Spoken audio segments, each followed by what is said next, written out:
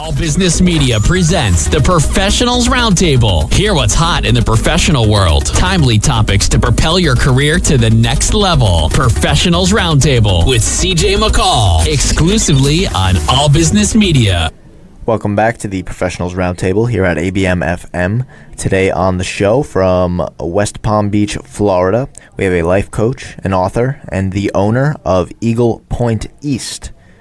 If you want to check them out online, their website is www.eaglepointeast.com. Ladies and gentlemen, here's our guest, Kelly Matczak. Kelly, hello.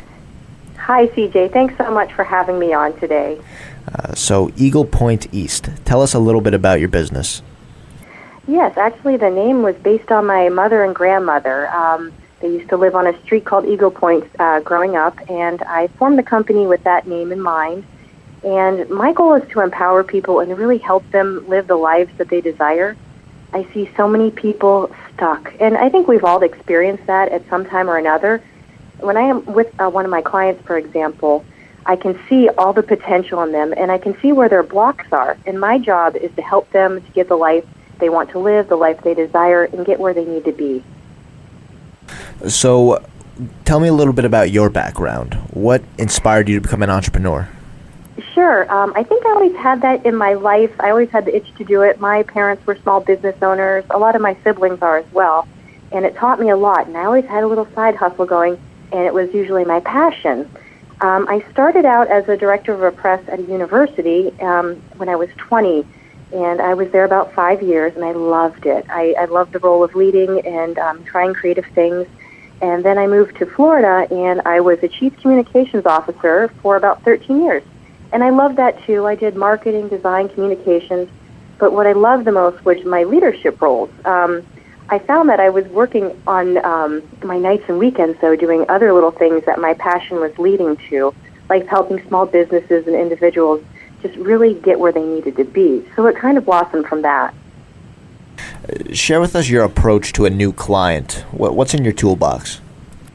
Oh, I listen a lot. I ask a lot of questions. I usually start off with a free consultation because I want to see if it's something I can truly help them with. If I can't, I'd love to refer them to someone else I think can help them, because that's my goal, is to help the person.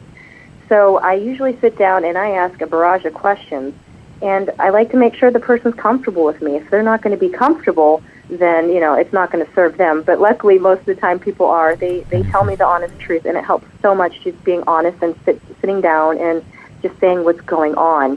I go through personal, professional, relationship, everything, all these different contexts, and see what's going on in each area. And from there, I can kind of see what needs to be refined, what needs to be worked on, or, what the true issue is versus symptoms. And now, how exactly do you know if somebody is right for you, if you're a good match with somebody? Well, if they want to pursue it further, they usually just okay, this is the right thing for me. They know right away, and I usually know right away. If it's not, they have every opportunity to walk away. And if it's something different, I give them another option, like, oh, you know what? This might not be what you need, but here, let me connect to this person, and I'll connect them. What are some of the challenges in reshaping a person's perspective? Wow, well, that's hard. You know why? Because a lot of our thoughts and beliefs happen and are formed when we're so little, when we're 6. When those things happen in our lives when we're young, and there's, for example, a trauma or, say, a parent put you down, those things stick with you to your core. So a lot of my clients, I find that their beliefs or their doubts or their fears are really rooted in a lot of that. So I ask a lot of things like, how are things with your parents? How is your family dynamic?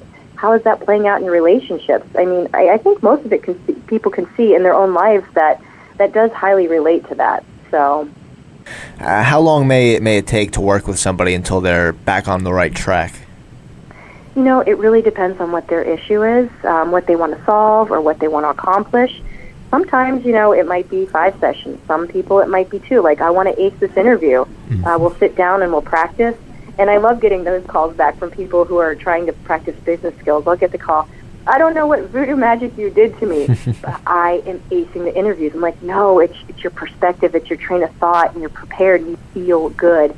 So sometimes it's quick, and then sometimes I have the long-term clients that have a goal in mind, like, I want to start my own business, or I'm in a job right now, and I think I need to change, and I think I want to go to this, but I'm not really sure. So we go through the steps together.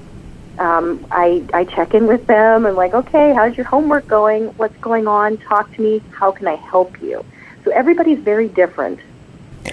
At the end of the day, what would you say is the most rewarding aspect? The satisfaction when people see the changes happen. I don't tell my clients to do anything that I wouldn't do. I've taken complete leaps of faith. I left my C-level job with nothing lined up. I had another offer before I started my own business, and it was really hard to refuse, but I knew I needed to do it, and I took the leap anyway.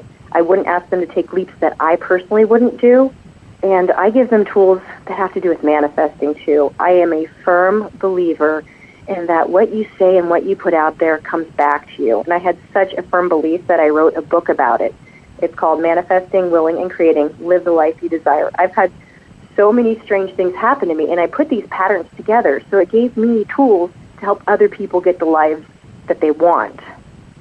So what's in store for the future? Are you going to write another book?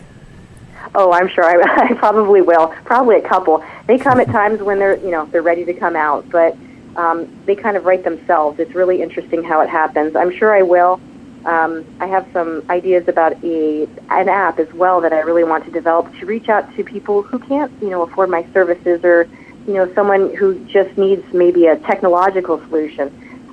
Things keep changing. I keep connecting with other people. So I love to see my business grow. I love to see my client base grow and succeed. It's the most gratifying thing to watch someone succeed and reach their potential. It feels so good for them and for me. So it's the most rewarding job ever. I'm very fortunate. Kelly, before we get out of here, why don't you share some contact info or maybe where to find your book for our listeners? Sure. You can go to my website, eaglepointeast.com, and if anybody wants a free consult, they can call me at 561-569-2703, and they don't need to worry about being in West Palm Beach or Florida. I can do things through phone or FaceTime or Skype. I just like to help. So, and then my link to the books are on there as well. And the books are wonderful because they gave me a launching pad to really be my true authentic self and really live the life I desired. So it's really a personal mission for me to help others. It's what I'm supposed to be doing. Excellent. Kelly, thank you so much for coming on. Thank you, CJ. Have a wonderful day. And you too. And to our listeners, this is the Professionals Roundtable, ABM FM. We'll return after this break with more. All Business Media presents the Professionals Roundtable. Hear what's hot in the professional world. Timely topics to propel your career to the next level. Professionals Roundtable with CJ McCall. Exclusively on All Business Media. When I was little, I didn't talk for a long time. I liked things to always be the same. Anything new or different would scare and upset me. I was very sensitive to lights and sounds. It was almost like I had bigger eyes and ears than everyone else. So I built secret hiding places where nothing could get in. I didn't like looking people in the eye. It made me feel uncomfortable. I'd throw big tantrums over little things like when my socks didn't match. Sometimes I'd do the same things over and over. Until one day, I found out I had autism. My family got me help.